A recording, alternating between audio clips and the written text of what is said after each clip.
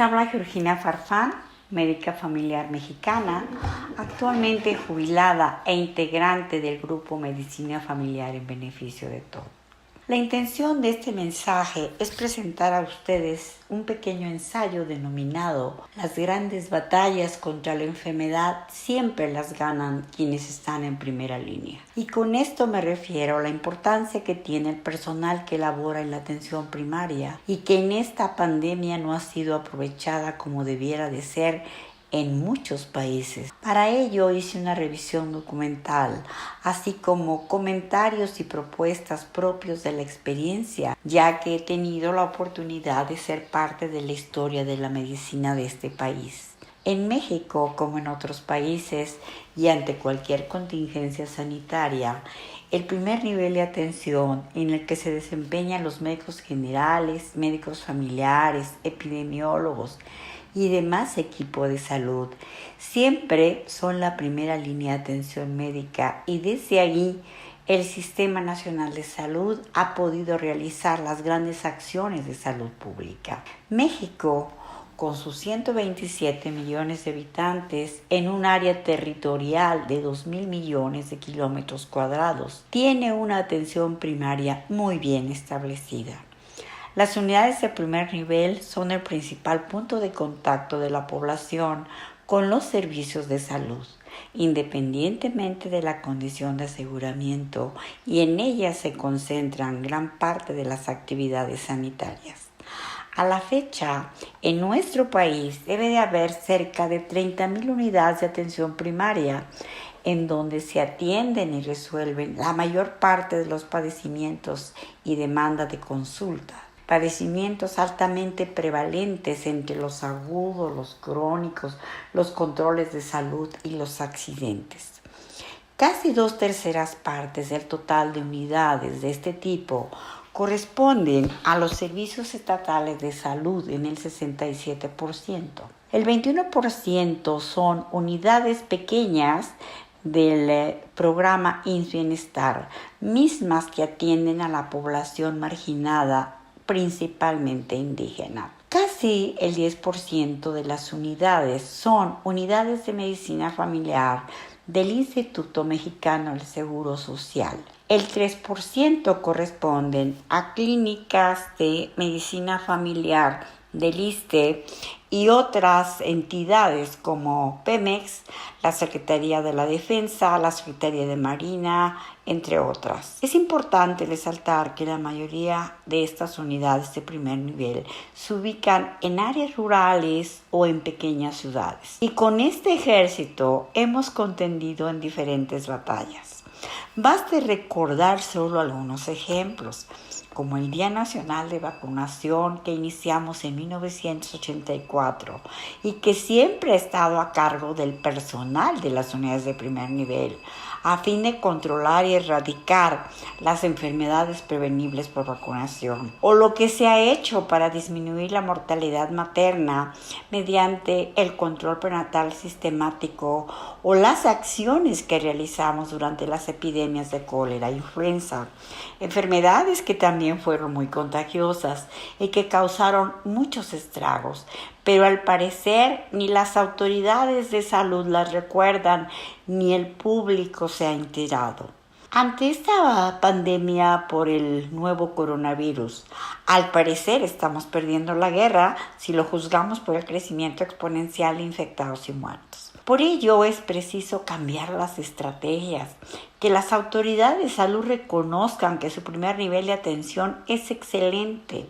Por ejemplo, ¿sabían que en un año damos un promedio de 250 millones de consultas y que los médicos de la atención primaria somos apenas un poquito más del 50% del total? Y como he mencionado anteriormente, las mayorías de las atenciones las brindamos en el área rural, carente de recursos tanto humanos, técnicos y hospitalarios. Ante esta pandemia, todos ustedes saben cuáles son las acciones normadas para el primer nivel de atención en las instituciones públicas, e ignoro si se esté haciendo algo con los médicos del sector privado.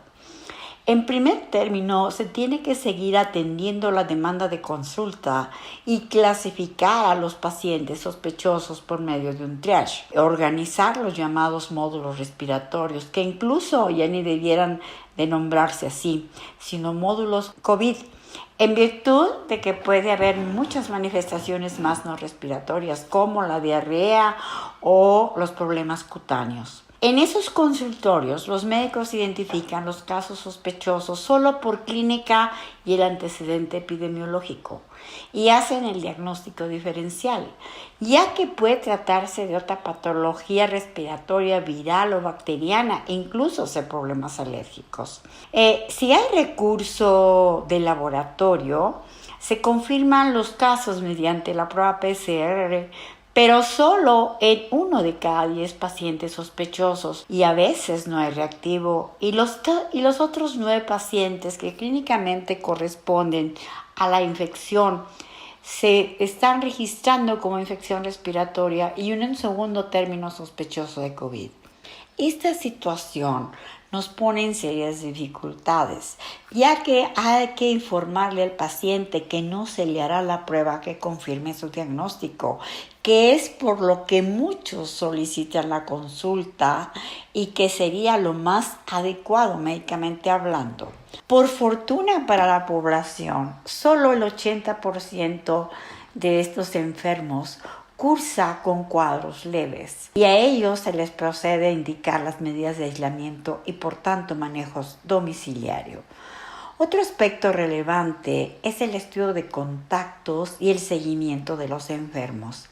Estas acciones son fundamentales para establecer las medidas de control que frenen la diseminación, pero surge la duda si esto se hace en el total de los casos sospechosos por clínica, que sería lo más adecuado. En cuanto al tratamiento, como sabemos que hasta el momento no hay ninguno probado, solo se indica antipirético y las medidas higiénicas para el aislamiento en casa y el manejo domiciliario. Otra función relevante del personal médico en el primer nivel es identificar desde el primer momento las señales de alarma para hacer la referencia al hospital correspondiente. Y es preciso mencionar que debido a un cuadro que se acaba de identificar, que es la hipoxia silenciosa, muchos pacientes no tienen datos de insuficiencia respiratoria, sin embargo tienen muy disminuida la función pulmonar. Es trascendente el trabajo de campo. Ante estos casos debiera de hacerse, como lo marca la vigilancia epidemiológica, la búsqueda intencionada de sospechosos caso por caso, que debería ser realizada por personal dedicado a ello de salud pública, pero que en la actualidad no se requiere hacer físicamente, sino que se puede hacer telefónicamente. Una estrategia de éxito en este momento sería que los médicos que no están en activos y que fueron retirados del servicio por pertenecer a los grupos de riesgo hicieran el seguimiento de los sospechosos y sus contactos vía telefónica. Yo quiero proponer solo 3 acciones clave, aunque el grupo en el cual me desempeño está proponiendo más cosas. Yo solamente propongo que en este momento de la pandemia, en la cual la diseminación es comunitaria, el principal objetivo es identificar a los sospechosos y confirmarlos y sus contactos, pero a la mayor brevedad para aislarlos en cuarentena.